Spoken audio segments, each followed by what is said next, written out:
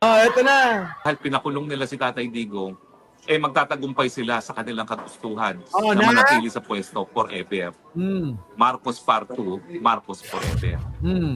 Pero hoy, Junior, sa tingin mo kung may mangyari kay Tatay Digong sa dahig, dahil sa ginawa mong pangingid na papapunta sa kanya, Na? magtatagal pa kayo? Magdasal ka Ala ka. na tumaba muli si Tatay Digong dahil pag siya'y patuloy na pumayat at may mangyari sa kanya, tapos na ang inyong pamilya. Kung yung una, Ay, Diyos ko.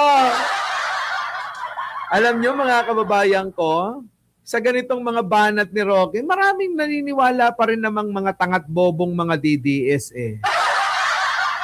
Nabibenta pa rin niya yung ganyan niya. O, kahit na nakikita nyo na hirap na siya. Oo.